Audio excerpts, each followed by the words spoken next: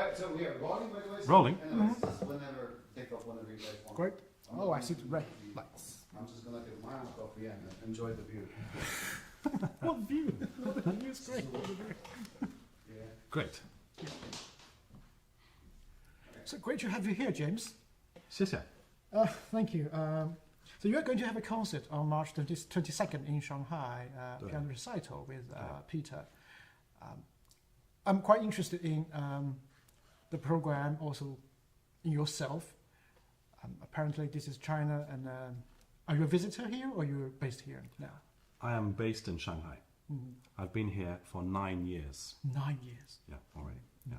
I actually made my debut in Shanghai at the Shanghai Concert Hall 9 years ago with a big Russian program. But this program on March 22nd is really special because it's sort of marking the end of my big Beethoven Odyssey that I've been doing. And it's the beginning of Peter's big Chopin project that he's starting on. Sounds like a transition. It is for me, yeah. Yeah. So could you tell me something more about yourself? Yeah. I was born in 1971 in the UK. Which city? Actually in a cathedral city called Exeter. And at the age of 7, I moved to New Zealand. At the age of 9, I moved to Australia, Melbourne. And actually that's where most of my musical training was formed, in Melbourne, with a really great teacher who was an ex-Curtis graduate called Rita Reichman. And at the age of 17, I moved from Melbourne briefly to Philadelphia in the US, where I was there for about 5 months studying with Rita Reichman. And then I got a scholarship actually to London, and I went to the Royal Academy of Music at the age of just 17. It's a long time ago now. And then I did my undergraduate and my postgraduate diplomas at the Royal Academy of Music in London with Frank Weber and then the head of keyboard, Christopher Elton, who's a big pedagogue, especially in the piano competition world, quite famous. And then after that, actually, I moved to Cambridge. And in Cambridge, I took on a teaching job at St. John's College and King's College choir schools, where I was actually mostly teaching the choristers, especially the young boys who sing every day in the beautiful chapels in Cambridge. So you were a choral master. Not choral master, but I was I taught all of them the piano and also chamber music as well, actually. And that was until 2001. So again, that's quite a long time ago. But in 2001, I made the decision to move with my family back to Australia. And I taught at a wonderful boys' private school called Scotch College. All this time, I've been, of course, performing, especially in the UK. And then when we moved to Australia in Melbourne and other places. And I was there until 2010. And then in 2010, I made the decision to move back to the UK. And we lived in some beautiful countryside in the Cotswolds. And to begin with, I had no teaching. And so I concentrated on playing and building up some concerts. And then I made a big decision in 2012 to begin recording for an American record company. And the American record company called MSR Classics were very interested in starting a Beethoven sonata cycle with me. And it began in 2012. And every year, pretty much, I was recording a new volume of Beethoven sonatas, piano sonatas. And then in 2015, I took a teaching job in Oxford at the Magdalen College School. And that was just for 1 year. It was actually covering somebody's maternity leave. And then just in that middle of that year, I saw an advertisement, actually on Facebook, for Face Art Institute of Music here in Shanghai. And I read about it, and I read about Jenny Chai and Peter Tomasz, and spoke to them on video chat. And actually I found it, both of them, very interesting, of course, and I could see that they were on the same sort of wavelength as me, musically. And I thought it would be very interesting. And in fact, one of the first reviews I had for my Beethoven cycle, which in the Times newspaper in London, it was actually in a review which combined Li Yundi's Beethoven sonatas and mine. And it was talking about how can James Brawn reach the millions of fans that Li Yundi has, obviously in China and around the world. And all my friends said to me, James, you've got to go to China. Why don't you just move to China and base yourself in China? And this all happened sort of at the same time, within those couple of years. And so then in 2016, beginning, I made the decision to move to Shanghai. and to work here at Face Art Institute of Music with Jenny and with Peter. And I think that was a life-changing decision for me. Big move, actually. And since that time, I've played concerts. I've been doing some concerts recently for Steinway around China, in Beijing, here in Shanghai, in Chengdu, Guangzhou, and hopefully we'll find some more cities for me to go and play in soon. So yeah, the recording has been very, very important for me, but I've actually finished all the Beethoven sonatas now. 32 of them? The 32 on 9 albums. It was released last year, end of last year, which includes the Hammerklavier Sonata, actually the final volume. Are they available in China? They're definitely, the physical CDs, I think not at the moment, but definitely online through the Apple Music, but also I think QQ Music and I think some other streaming platforms. All my albums, actually, the 9 Beethoven albums and 2 recital albums that I recorded before I came to China, all on this MSR Classics record label. They're all available here. I think when I started, I didn't really imagine that I would perhaps... I started with the first Beethoven disc almost as a demonstration album. I wanted to get into the studio, and all my friends said, you've got to go into the studio and record something special. But actually, my producer and engineer, after we had done the first recording session in 2012, they said to me, a year later, they said, oh, we know you're going to do them all. And I thought, well, I can do them all, but it takes time, I mean, even if you've played, I'd probably played around half of them, performed half of them before I started recording, but there's still a lot of notes to learn. And you've tried to get performance opportunities to play them and then get into the studio and record them.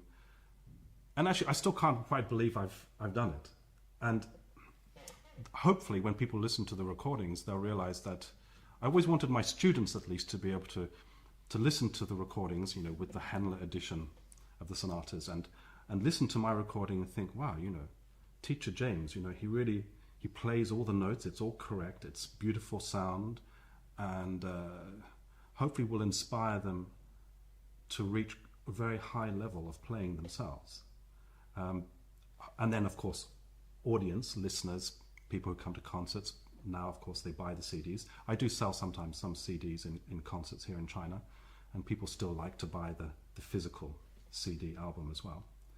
And it's just been an amazing learning experience, a huge challenge, because I mean, even the smallest Beethoven sonatas, the short ones that only last 10 or 12 minutes, are still to get every note in the studio to the absolute highest level, and for it to still come alive and not sound sort of artificial, but sound. I've always wanted to go in and sort of perform the sonatas in the studio, and that's how I've always done it. I always go in on the first day, perform 3 or 4 Beethoven sonatas, and I say to the producer, Jeremy Hayes, who's a world-class producer, I say, is that okay? He says, oh, it's some fantastic stuff there. We can use a lot of that as our basic material. And then the process for the next 2.5 days is playing and repeating and listening very carefully, very, very carefully, and just making sure that every detail is there and there are no little inconsistencies and things in tempo or smudges, pedal noises, strange things that can go on. And I think it's helped my playing. And now I have the recordings. What I'm thinking about now, actually, as in terms of Beethoven, what I will do next, I've thought about, of course, in 2 years' time from now, there will be the bicentenary of Beethoven's death. Mm-hmm. And I've actually, in the last week or two, I've mapped out a sonata cycle, performance cycle that I would like to do, of 8 concerts instead of 9 CDs, but actually 8 concerts, which would take place sort of March, April, May, June, and then after the summer break, September, October, November, December, through the 2027 year. Because I think 2027 might hopefully be a very special year. Not celebrating Beethoven's death per se, but because the 2020 year for Beethoven, the 250th anniversary. That's right. Which Peter and I were both involved in here in Shanghai. We played in a live broadcast from SMG radio, online and live. I played Beethoven 109. And that's also available, I think, still online and on the Steinway Spirio pianos that some people have. That 250th anniversary was sort of curtailed in a huge way around the world because of the COVID pandemic. So I always sort of felt a bit disappointed by that. I mean, I had concerts that were lined up in the UK, including playing Beethoven Fourth Concerto that year, and they all got cancelled. And I had been playing the Beethoven concertos, not number 2, but 1, 3, 4, and 5, with 3 different orchestras in the UK. And that sort of stopped really with COVID. But hopefully in the future that can happen here in China too. Yeah, everybody loves Beethoven, but everybody loves Beethoven for a different reason. And what's your reason why you're being so obsessed with Beethoven's piano music? Wow. Well, it started really at the age of 7 when my parents would play recordings, not of the piano music, but of the symphonies, I think. So I would listen to some of the great recordings on LP. And also my mum was playing piano, and she was playing, you know, the sort of what I would call the slow movements, obviously, of Moonlight Sonata and Pathétique Sonata. And I think I probably started falling in love with it then, with my mum playing. You were born in a musical family? Medical and musical family. Yeah, a lot of doctors in my family, and but actually also full-time and professional musicians. And in my ancestors, a lot of musicians as well, actually. From the maternal side? The musical, yeah. There were many singers and violinists and pianists in the family in previous generations, on both my mother's side and my father's side. But then the Beethoven thing was something ignited there, obviously. But then I started piano actually not in the UK but in New Zealand. And I had a wonderful young teacher who just gave me lots of wonderful music. A lot of it was too hard for me, but I used to try and play everything, including the Opus 49, 1 and 2, Beethoven sonatas, and Rage, the beginning of the Rage of the Lost Penny, and pieces like that of Beethoven. And then when we moved to Melbourne when I was 9, I had a few different teachers who basically their teaching lineage had all come from Beethoven. Right. So, I mean, Margaret Schofield was a pupil. My first teacher in Melbourne, she was a student of Solomon Kuttner, right, who was the great British pianist who was famous for his Beethoven. And at the end of every single lesson that I had with her, I mean, her lessons went for many hours, and always on a Sunday morning, I was always her last student. But at the end of the lesson, once we'd done our work at the keyboard, she would say, "Now go and get out a Solomon recording." So I'd get the LP out. And sometimes I just wanted to go home. But she said, no, you listen to Solomon play, put on Solomon playing Beethoven Fourth Concerto, or Solomon playing, Waldstein, or whatever it is. And I used to sit there, and she said, you can go home once you've listened to she would go off and start having her lunch, and I would sit there and listen to Solomon. And Solomon was a really great Beethoven player, actually. Really, really great. When you listen to his recordings, they've stood the test of time. His career was cut short by a stroke. So he didn't play for the last 30 years of his life, which was a great tragedy, but he did teach. Then I had another teacher, Ronald Farren-Price, at the Melbourne University, and Ronald Farren-Price was a student of Claudio Arrau. Also his sister was also a student of Arrau, and he was always giving Beethoven concerts, Ronald Farren-Price. He's still alive, actually. He'll be 95 this year. And his playing, especially in his younger days, but even now I think, has some very special qualities in his Beethoven playing. So he inspired me. And then my last teacher in Melbourne, Rita Reichman, who I mentioned before, I mean, her teachers at Curtis were Horzowski, who she valued greatly, and also Rudolf Serkin. And Rudolf Serkin was one of the great Beethoven players. And so, these sort of teachers, they instilled in me a sort of discipline and a realization that you don't need to play all the music in the repertoire, actually. A lot of pianists do have a very big repertoire if they're very voracious and they want to, read a lot of music and play a lot of concertos. You hear pianists who have 100, 150 concertos in their repertoire, which is, I don't know what sort of music they're playing. But they sort of instilled in me that, you concentrate on Bach.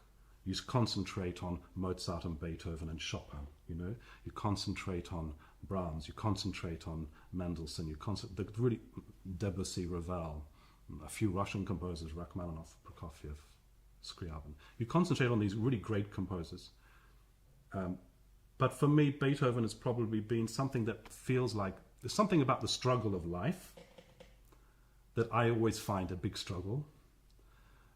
Most artists have great ups and downs, and I have that daily. And I find that Beethoven just fills a void in my life and also inspires me to work every day. I mean, it's so difficult to play. I mean, I think Bach is difficult. I think Chopin's extremely difficult to play. But I think Beethoven is also extremely difficult, very demanding, very, very demanding. At home, I have a beautiful oil painting, the famous Stieler painting of Beethoven over the piano. And I look at him and I keep asking him, what does he think of my playing? And he says, work harder. Keep working. Don't stop. You know, it's really hard. So Beethoven is probably for me number one. I mean, I love Chopin, I love Bach, and I know they're extremely important to play, but probably Beethoven is still, I keep going back to that. It's like a pillar for me, you know, like I play it every day. And even if I want to work on new projects, like I have a project at the moment of Domenico Scarlatti sonatas that I'm going to record in 2 months' time in the UK. For the same label? Same label, MSR Classics. Yeah, I've stuck with them because, and I've actually stuck with the same recording studio, the same team, producer, engineer, piano technicians, people.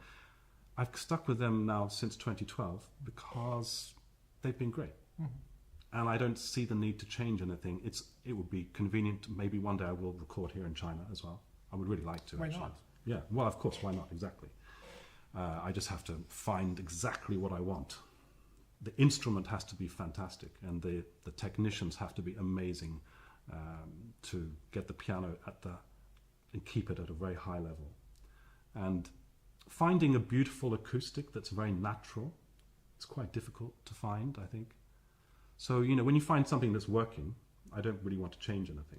If I get an opportunity to record something, even for a label here in China, well, fantastic. That will be like a dream come true.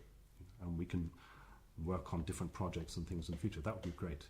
And you finished the Beethoven piano sonata cycle before you moved to China? No. That was done. I actually went back maybe in total, I think I recorded volume 5, 6, 7, 8, and 9 while I've been here in China. So over the last 9 years, those 5 discs. But there was a delay because we had basically 2 years where people weren't flying around the world. So I couldn't get back to the UK. And again, people said, why didn't you just complete it here? But actually, my piano that I've used for the whole series is in the UK at Potton Hall. And the producer and engineer are there too. So it makes sense to just be patient, wait, finish it in the UK. Yeah. And in 2016, you moved to China. Does the stay you're living in China add some new perspectives to your music, to your interpretation of Beethoven's music? That's a difficult question, actually. I think that, I mean, I for a start, I love being here in China.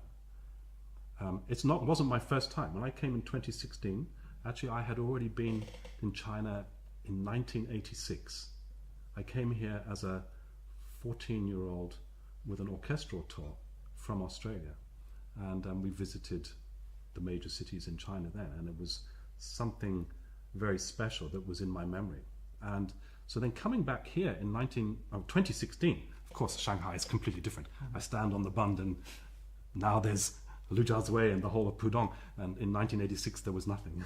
Exactly. So that changed. But in terms of my Beethoven playing, I don't know. I think working here at Face Art with students and very good students, very talented students, is always making me think differently about music generally. So the teaching is important. And I have a lot of time to practice while I'm here, which is good. And giving concerts and performing is very, very important. So I think the more opportunities I can get personally for playing solo and then maybe some concerto opportunities in the future here, that helps build your experience of performing these pieces. I mean, if you just record them and if you just practice, it's really not the same as sharing it with an audience. And that's actually why Peter and I are doing this concert, you know, that we need to share all this work we're doing, daily work for a long time. You know, I'm not a young man anymore, I'm 53. And so I have Hopefully I'm starting to reach my peak as a pianist in my 50s and hopefully 60s. This will be the sort of time for me now, actually. So I think probably more performing opportunities and will help my Beethoven playing mature. And the more opportunities you get for that, then even technical things and consistency improve as well when you're performing, which is very different from just practicing in the studio.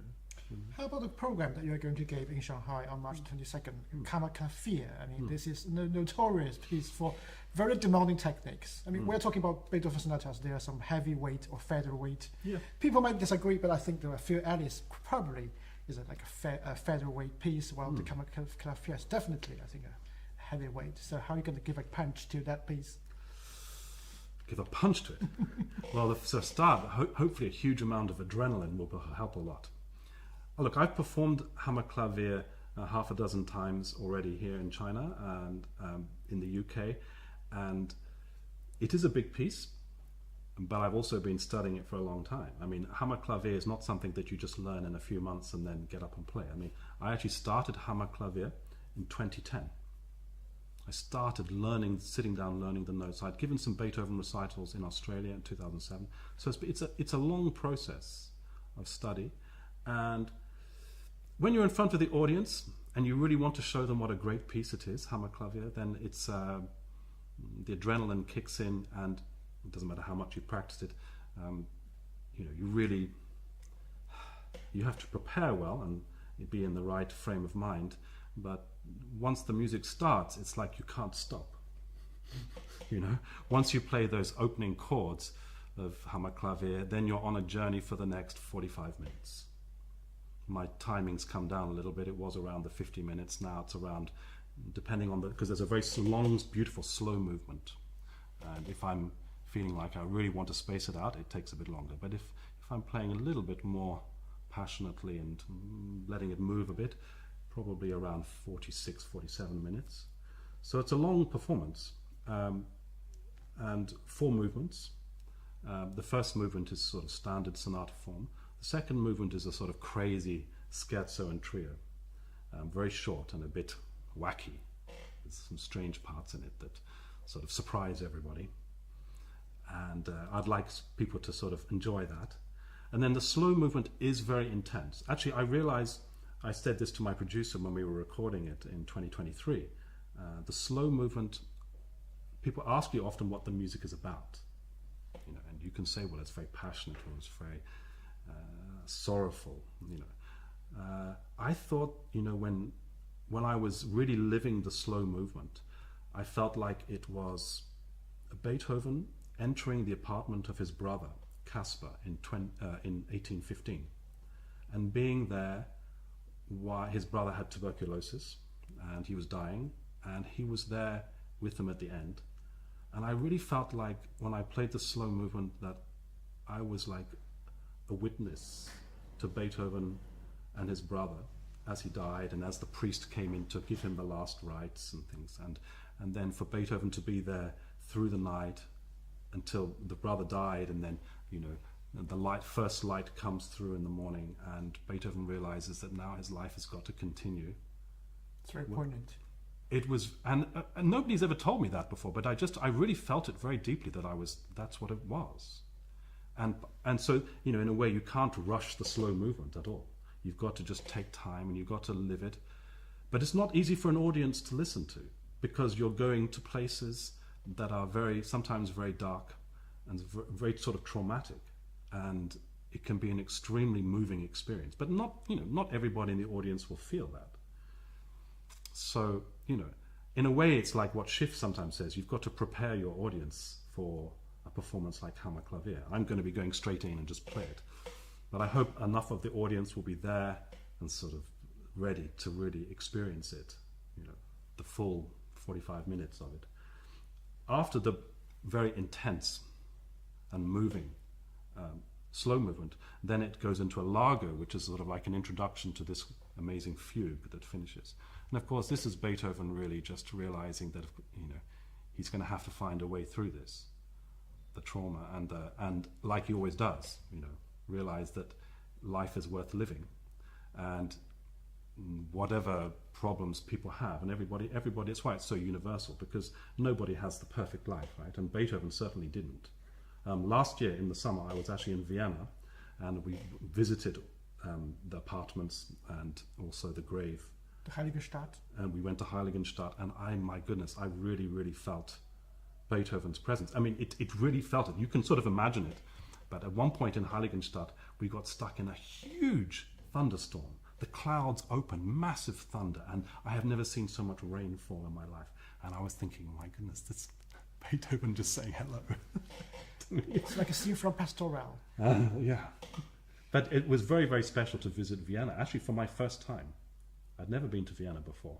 And to feel in certain places, the Pasqualati house actually, which is up on the ramparts, the old ramparts of Vienna, I really felt going up to the 6th floor, I think it was, up the steps, I could feel, Beethoven's spirit, clambering back up those stairs after a heavy night of drinking in the inn, and getting back to his apartment and then writing whatever he wrote there, which I think was Beethoven's 4th concerto,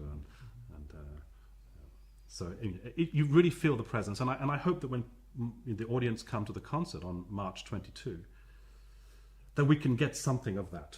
Because even though we're now 200 years later, and we're in China, and we're in Shanghai in a modern, beautiful hall, the Shanghai Symphony Hall, Chamber Hall is really stunning. If at least one person in the audience can feel something that really touches them, it's not just the technical logistics of playing it. It's always more than that, actually. I mean, some people are always impressed by the number of notes, and believe me, there's a lot of notes in Hammer Clavier. But I've played all the notes for all the Beethoven pianos. There's a lot of notes in all of them. But at the end of the day, you've got to find something much more special than that. You've really got to find something that moves me, because I feel like if it moves me to tears, I mean, essentially, actually, when I'm practicing these pieces, at certain stages in practicing, I've always been moved to tears with every Beethoven work, for its beauty, for its something in it has just really touched me. And if then I can find a way to connect with my audience, and some people really get it. I've had people say to me, they've never, for a start, a lot of people have never heard the Hammer Clavier played live. Maybe never even heard it before. It might be completely new to them. So it might blow their mind completely. Some people might find parts of it boring. I mean, they might not get it at all. It's just because we're so used to hearing small pieces and little sound bites of everything in daily life. But people who want to come along for the ride and really focus on it and really listen and really enjoy it, I'm sort of hoping it will be quite a special experience. I'm sure it will be. I want to go deep into what you said about the struggle of life that in Beethoven's music that echoes with your life. You were apparently overcome with emotion when you talk about Beethoven. Yeah. You visit to Heiligenstadt, you visited Vienna, and I mean, you said you cried when you played or practiced Beethoven's music. Beethoven means a lot to Chinese people also. He's a symbol of defiance, for the record, because we had this Cultural Revolution from 1966 to 1976. That's right. During which Western music, including Beethoven, was banned. I can't believe Pianos that. Yeah. pianos were destroyed. Pianos were banned. Smashed. Yeah. Even. And when the Cultural Revolution was over, Beethoven was the first composer who came into his resurrection. His symphony, number 7 or 7, I think, was performed right after the Cultural Revolution to celebrate the end of a time of carnage and anarchy. So Beethoven means a lot to Chinese people, and I think Beethoven means a lot to you. Could you probably elaborate a little bit on, the struggle that you have been through? The ups and the downs. Well, everybody. I don't think I've had a struggle life, and I've never been anything as drastic and as life-changing as the Cultural Revolution here. But at different stages in life, it might be personal relationships. There are immense struggles, and we know that Beethoven struggled with his personal relationships. These were, something that he desperately wanted to marry. He wanted to have children, and every woman that he fell in love with was either unattainable, or in the end the family said no to him. So he had that struggle. And I think for me, I've had some personal struggles over my lifetime, but I think also when modern day people, perhaps even more so than in Beethoven's time, I've traveled around the world a lot and lived in different places, lived in the US, visited many countries, lived in Australia, New Zealand, the UK, and now China. And every time you move countries, there's a feeling that you're leaving one life behind and starting a new life. And starting the new life is very exciting, but also there's a certain sadness in leaving an old life behind. Or stepping out of the comfort zone. Yeah, stepping out of comfort zone. Yeah, exactly. Yeah. So the struggles are, I suppose for me, mostly personal. Luckily, touch wood, no real health struggles. Beethoven had, like many people in those days, some really difficult health problems that caused him big issues the older he got. So luckily I don't have those. But I think what it is mostly is for me has been that playing the piano and playing all the music of the great composers for me has never been easy. It's never been an easy thing. If it was easy, then I think I wouldn't feel some of the struggle that's in this music. Because you ask too much from yourself?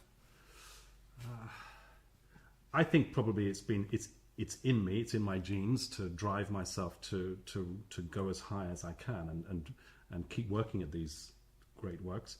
But also my teachers, my professors in my younger years also expected that from me. And my parents actually expected that from me. They're both doctors, but they also had very high levels. If you do something, you do it properly.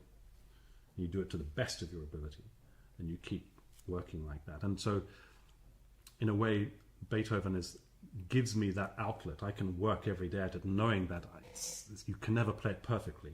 Nobody gives a perfect performance of Hammerklavier or any of the Beethoven sonatas. But it's something that gives me great satisfaction to sort of rise to the challenge every day, to work at it. And I think that's where the struggle is, really. Yeah. You said you played Hammerklavier several times, including recording music. Yeah. So this is, like the 10th or 11th time, for example. What are you going to bring anything new to your interpretation this time? Are you going to collect your thoughts from your stay in China, your international portfolio, and bring them together into this the interpretation for this recital? If you try to do something new with any great work of art, I think you're in a slightly dangerous, treading a fine line, let's say. It's very easy. When I was younger, definitely when I was at Royal Academy and just after, I would try to do things new because everybody likes something new. But then, do you play faster? Do you play louder? Do you play slower or softer? Do you play with more paddle or less paddle? There are so many things. And I think that, I don't try to ever do anything new. I just try to do the music justice. And I know it's extremely difficult to play. It doesn't matter whether you've played it 10 times or 100 times or 1,000 times. Every time you start with a great work, you're starting from zero, because you're starting from silence. The minute you walk out on stage and everybody's quiet, then it starts, and maybe some great things will happen in it, and maybe something new will happen in it. But it's a sort of a combination of how I feel on the day, and I don't actually know how I'll feel on the day. Some days you feel more energetic and more inspired. Other days you just want to sort of get through it, it's the same for all artists, I think. Some days they perform and, it goes well, and other days it doesn't. And the strange thing is that when audiences are listening, sometimes when the musician's having a tough time on the stage and maybe feeling that it's not going so well that day, the audience love it. They go crazy and passionate for it. And then other days you can give a performance where, it's sort of note perfect, basically, and you think everything went smoothly and there were no big dramatic moments that, cause everybody's hearts to stop. But actually the audience just are sort of flat and don't get it. So it's a difficult thing. I don't think I will try to do anything new in this performance. I will just, of course, we prepare well. We have to prepare really well for this. Actually, I will tell you one thing that is new for me. Well, I've been trying it out in the last few concerts, but I will actually use an iPad for this performance and the Bluetooth pedal. So whereas in the past I always played concerts from memory, there has been a trend in the last few years for a lot of pianists to use music and either have a page turner or to use the iPad with the Bluetooth pedal. And I've sort of avoided that, and I've been carrying on using my score. I have a studied miniature score that I was using with Hammerklavier. I start off with, of course, the full score, and I have different copies, working editions of that I write a lot of information, study score. Now I'm with the iPad, and I've realized that it does work, and I can have it there. And for something as complex, especially the slow movement and the fugue, because I've heard of pianists, for example, who go and play from memory Hammerklavier, and yeah, if you can do it and it's fine and you don't get stuck in the fugue especially, okay. But I've also heard of many, including friends of mine, who have started the fugue and then really got stuck, and then have walked off stage and grabbed the score and then carried on and started again, or I've heard of also pianists who get to the end of the slow movement and then don't want to go on. They literally are so drained after the concentration required of the slow movement that to do the fugue is just impossible for them, so they just stop. I mean, the other thing to think about is that actually in Beethoven's time, musicians were a little bit more free with the way they did things, and they wouldn't always perform the whole of pieces anyway.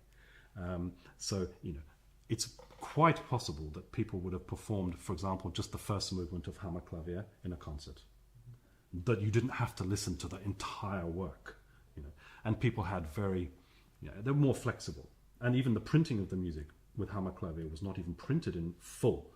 For example, when Beethoven sent the manuscripts to London, he was telling Ferdinand Ries in London, look, get it printed however they like. If they only want to print the first movement or the first two movements or the first three movements and leave out the fugue, that's fine. So he was sort of, perhaps, of course, it's great if you hear the whole work. But so I hope that the iPad will, for all the pianists I know, using iPad, especially in complex and big works, long works, it takes a little bit of pressure off the memory. And I know that in the past I played from memory, but it's about whether you play better with the score or not, and whether you like to have a page turner. I personally don't like to have a page turner on the stage with me. I prefer, if I can do it myself, I'll do it myself. And I've been practicing with this Bluetooth pedal and with the iPad, and I think that's something tech. I'm getting tech now. I'm getting 21st century. With your left foot? With my left foot, yeah. Because I use my left pedal a lot, actually. But as long as it's positioned correctly, I can quickly, as long as you practice and get used to it. A lot of my friends, actually, in the UK, they started using the Bluetooth pedal with iPads, again, during COVID. So they spent, when we had all the big lockdowns, they were just saying, okay, we're going to spend the next year or however long we need to, just getting used to playing repertoire through turning the pages ourselves with the left foot on the and I know people who do it all the time now. And if I'm playing smaller pieces, I did a concert in Guangzhou a few weeks where I was playing a big mixture of 20 different short pieces. I played all from memory, no problem. I mean, these are all pieces sort of 3 minutes, 4 minutes, 5 minutes, 6 minutes long, and pieces I played a long time. And I think probably with Hammerklavier in the future, maybe in 2 years' time, if I play the full cycle, probably I will play it all from memory then. But these things take time. You can't rush this. When you're younger, I know a lot of pianists, when they're young, in their late teens and early 20s, they do learn things extremely fast and get it into the memory and can do it. And I would say with most of the Beethoven sonatas, it's okay to play from memory, but I think Hammerklavier is the one that's potential nightmare. Very easy to have. And also, if you want to be in a position where you freely play and really go for it, then you're never going to be completely relaxed, but you have to, you want things to be, you want your audience to sort of understand it. And so I would say, especially in the fugue of the Hammerklavier, there's a potential for the audience not to really know what's going on. And I think having the score there makes it clearer for me therefore it makes it clearer for the audience. The other thing I've realized, and of course this is it goes in cycles, is that I think a lot more pianists will start using the score all the time now. I even saw some video a few days ago from Kissin playing in Spain. And Kissin, in the second half of his concert, was playing with the score, Shostakovich. Because, pianists, once you get to... Kissin's the same age as me. When you get to our age, you start thinking time is short, right? And we're in our second half of our life, hopefully. Maybe we need to play more music and perform and let our audience hear all this music. Because I play a lot of music that I've never performed. But if I have the score in front of me, I could play much more repertoire in concerts without that extra work of, consolidating it from memory first. And Richter was the same, right? I mean, Richter in his later years started playing with the score and page turner, and So I think it's a personal decision to use the music or not use the music. Most younger players, all my young students, of course, I encourage them to all develop their memory. So I think it will be an exciting concert to play. At least I play the first half, and then maybe I surprise with a little encore afterwards. I don't know what yet, but it'll be something short. Keep it a surprise. Yeah, keep it as a surprise, exactly. And then the audience have the wonderful second half, you see. So I can then go and relax and listen to Wonderful Peter Tomasz play his Chopin ballads and fantasy in the second half. Yeah. There are a bunch of pianists. There are pianists. Some pianists they're quite open to a music in front of them when they play a recital. But there are other pianists. They resist to the idea to have a music in front of them. Yeah. And the audience, they split. The audience split between those for and against those. I agree. Yeah. Some of them think the pianists, if they read from music in a recital, from a concerto, they could not be fully committed to the music. Do you? Well, I think it all depends on how what the performance is like. I mean, I think it's perfectly possible to give a fantastic performance with the score in front of you. And what I was going to say, actually, which I forgot, was that if you go back to the 19th century, pre-Liszt, if you played from memory, if you were playing another composer's music from memory, you were disrespecting that composer. And so you had the likes of Clara Schumann, who was the most famous female musician of the 19th century. A pianist. And pianist. A great pianist, right? A child prodigy. Toured all around Europe as a child and then married Robert Schumann. A mentor to France. Yeah, exactly. Yeah. But of course she played with the score. And and when she saw Liszt starting to play from memory, she was horrified. And that's the sort of a different perspective, because as much as audiences like to feel that they're somehow getting the music directly from the composer through the performer, recreating it on the stage for them. And, it's true, if you don't know the music that well, and you're sort of reading it, then maybe there is a little bit of a block and you don't quite get everything through so fluently and transmit the beautiful music to your listener. But at the end of the day, I didn't write this music. And I'm not a composer. I mean, I composed when I was very young, but I decided that I didn't want to compose when I was very young. I would play the piano every day in my life, not compose. And so I think if I played my own compositions, I might, play always from memory. But, how the audience perceive things, I think they're getting more and more used to seeing pianists using the score, using the iPad. I thought I would never see Kissin using the score, except in chamber music. But actually, there he was the other day, obviously using the score for whatever reason. I mean, he has his own reasons. I have my own reasons. And I think it's about being comfortable, but not too comfortable. Sometimes a little bit of blood will be spilled, when you give a great concert. And you've got to allow for that sort of risk. But, the reality too is that if you play great works from memory, there is a huge amount of risk in it. And there are great pianists who have had major car crashes or train wrecks in their performances. Great pianists, Rubinstein, Horowitz, they all did this. And those recordings may not have been released, during their lifetime anyway. But and it's true that you can do that. But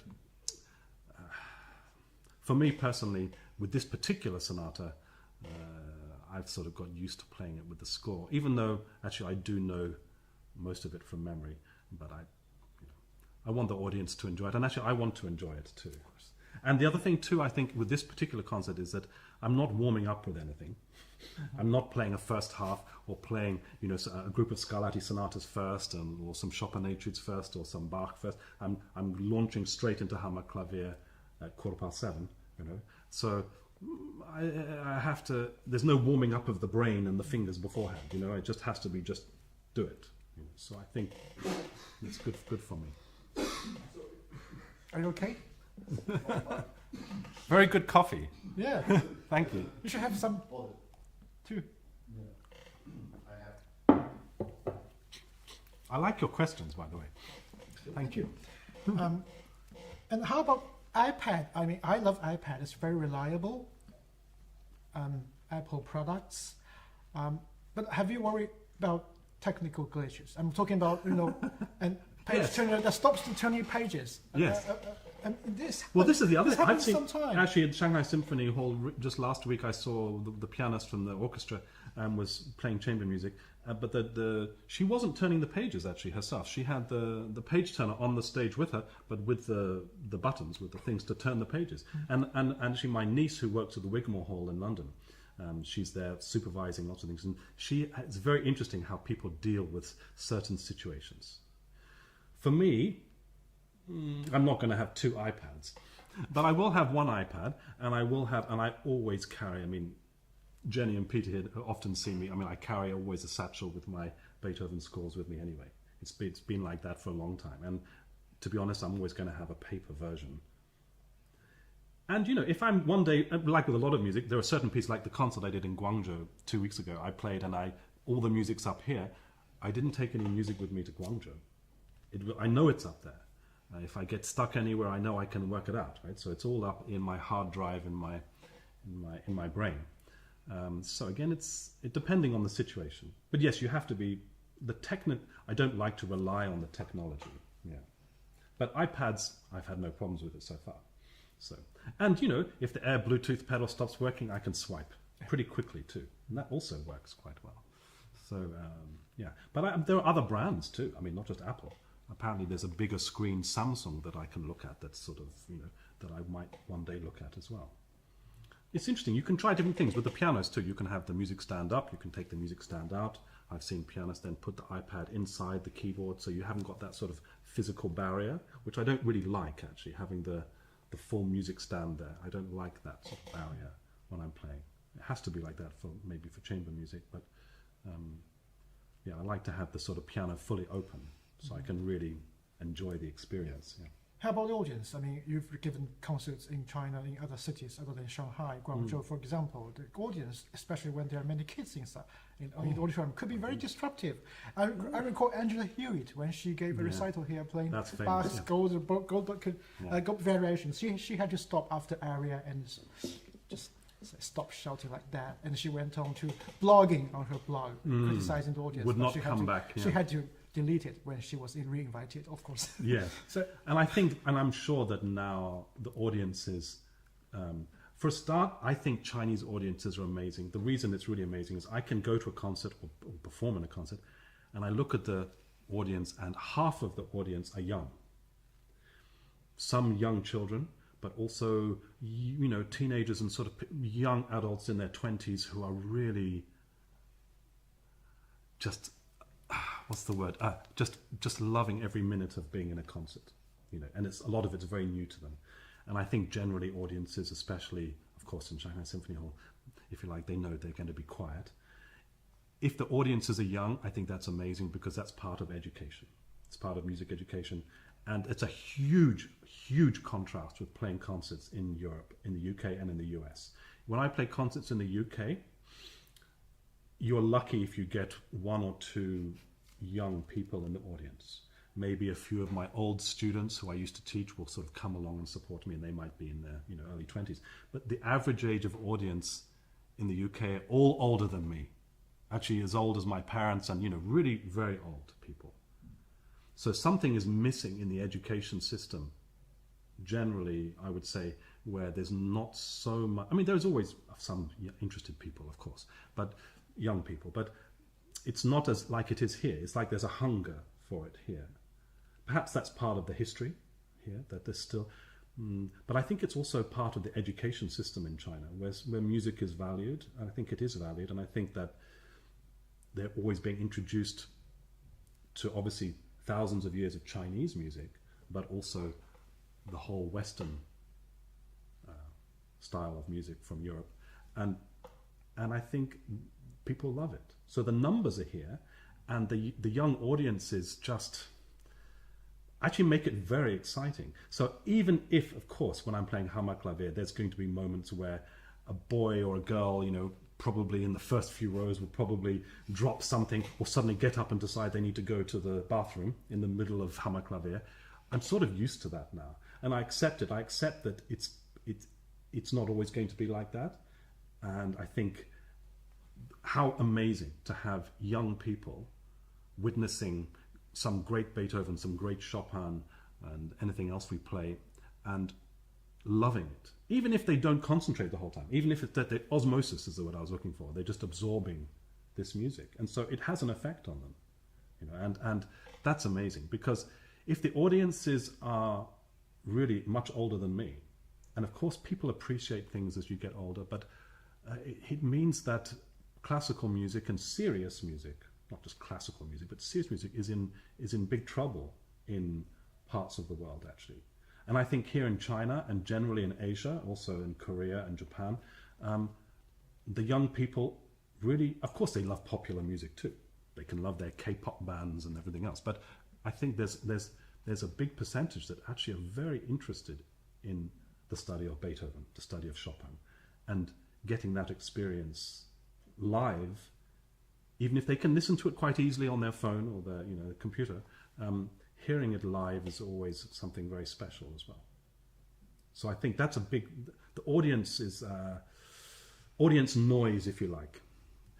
I mean, we can ask them to be quiet, and I know that, for example, when Zimmerman was here, we heard him, and they had big announcements saying, "Please don't make any noise at all." I felt like I couldn't breathe.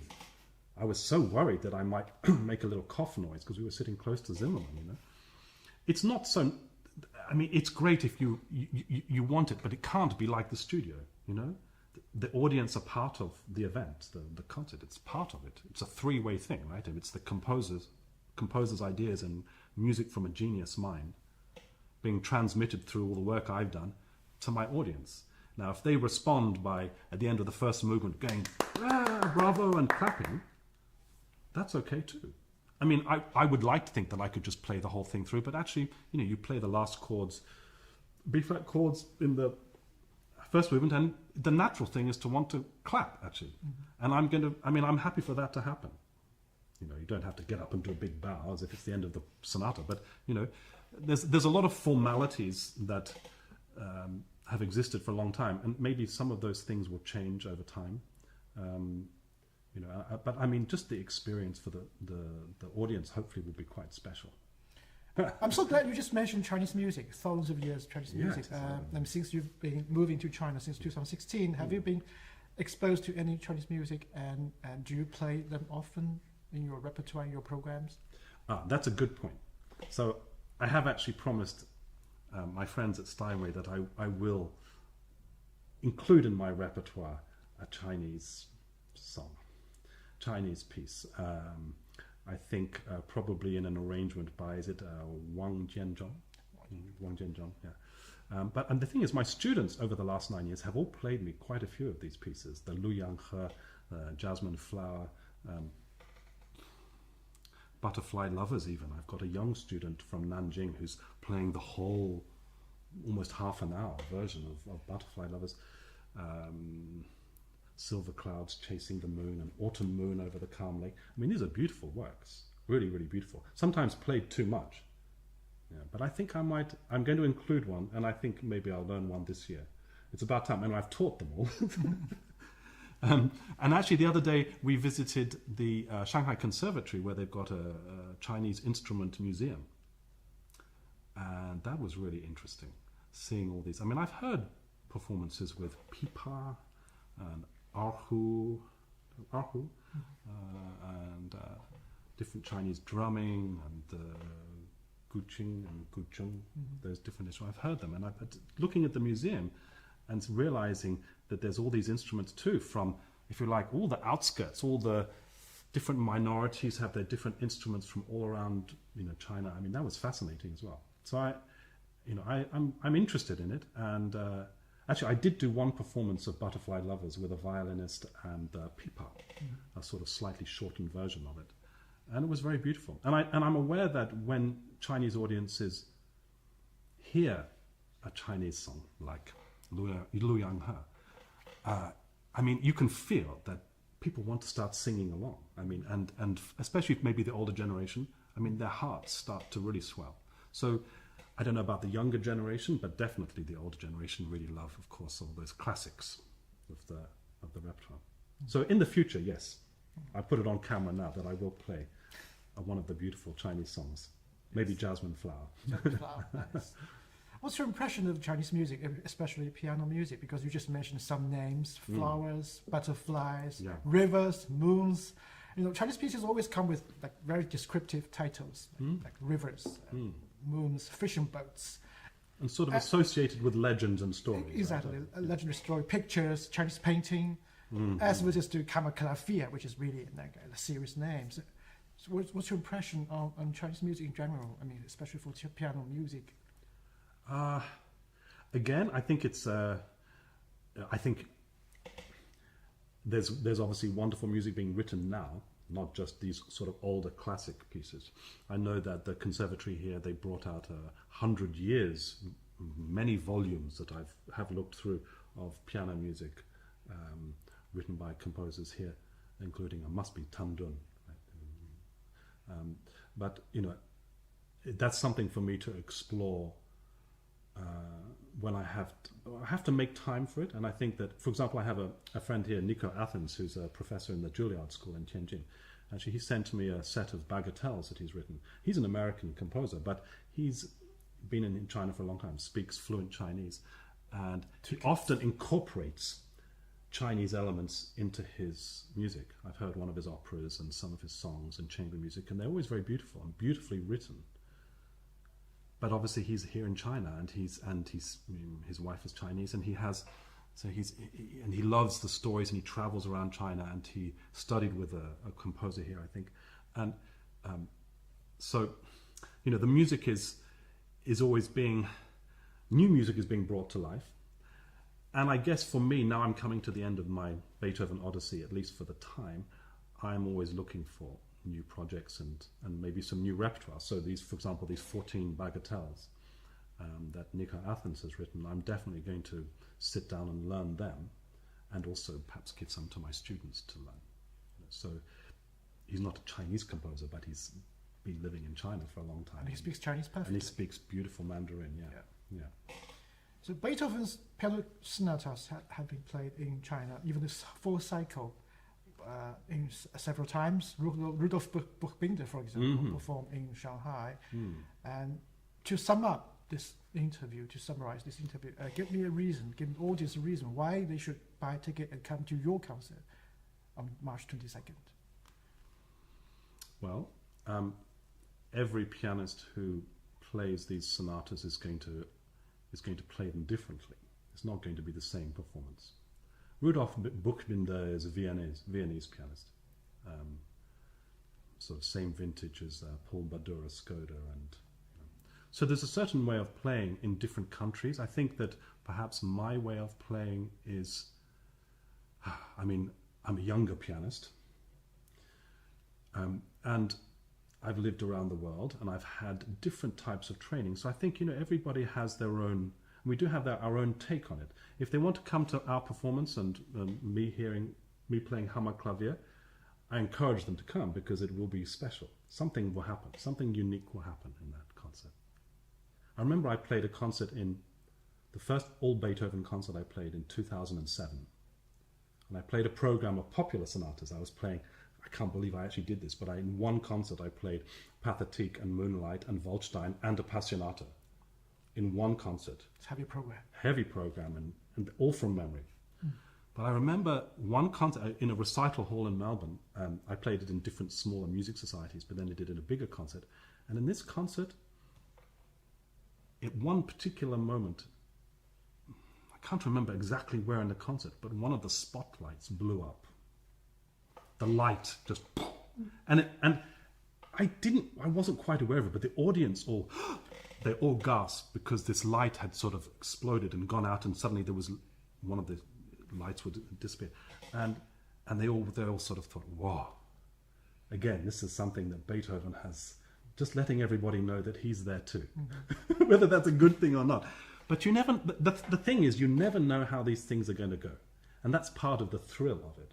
So you could listen to my recording of Hammer Clavier on the QQ or whatever, and you'll hear it played one way. But that was just one way of playing it 2 years ago, right? So, and you can listen to Buchbinder. You can listen to Barenboim, many recordings. You can listen to all these Brendel and many other pianists alive and also dead playing these pieces.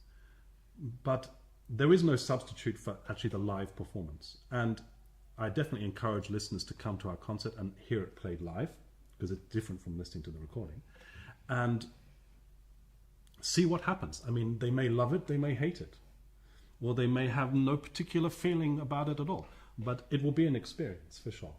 It'll be something I think a little bit unique. And as I said, for me, it's sort of slightly coming towards the end of this stage of my Beethoven playing, if you like. And hopefully in a few years' time, maybe I will play the whole cycle here in Shanghai and maybe other cities in China. That would be wonderful, to play the full cycle. And then I'll be doing like a Buchbinder, but I will be 55, still a little bit younger, but playing the full cycle.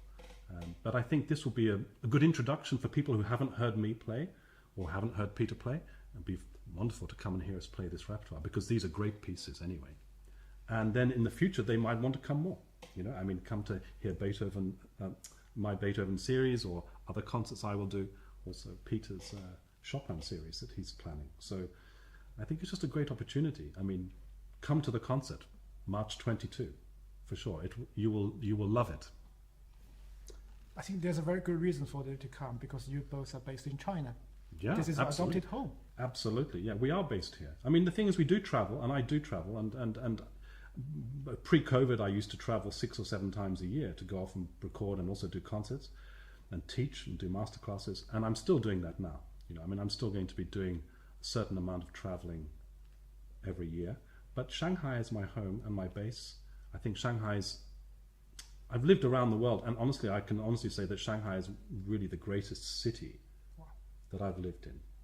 I like London too, but I think Shanghai is really up there as being a great city. It's a very safe place to live, and I think people love music here, which is great. They love piano playing, and of course we've got wonderful piano students coming through all the time.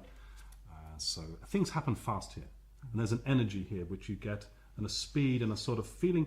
It can become too much. I mean, I know that many people feel the pressures and stress of work and everything in a city like Shanghai. And maybe if you go and live in Australia or Canada or something, you can feel a little more relaxed. But then you lose something with that. That sort of quality of life can be wonderful at certain stages in your life, and it was good for me. But also then sometimes you need a bit more pressure and a bit more competitiveness and a little bit more momentum and energy, and take the opportunities. I mean, Beethoven in China, my goodness. As you said, like after the Cultural Revolution, right? Beethoven was the first thing. And actually my record company in the US said to me, James, you play all these Beethoven sonatas, you're the perfect person to really, as much as possible, not just introduce, because of course everybody, all the professors here play this too, but to bring my way of playing Beethoven in China is a responsibility, something probably I have to do, really. And I've started to do that, and why not do it and be based here in Shanghai? And so this concert is the sort of a great opportunity to do that, at least begin that process again. I'm Shanghainese, so I'm so flattered by what you said about the city. Yeah. We have 5 minutes before your class, James. Just to let you know. Oh my goodness. Okay, 25 past. I have to just eat my apple and banana and then let you go your thing, right? Yeah. Just to let you know. Yeah, I've got Louis, and I've got 3 students now, actually, so Great, I need to stop now. Yeah, of course, this is a great interview. Yeah, thank Is you that for your okay? time. Yeah, absolutely, wonderful. Well, it's very good to meet Yeah, you. likewise. Rudolph. Yes. 谢谢. James. Yes. Thank great. you very much. Thank you very much. Yes. Okay. All right.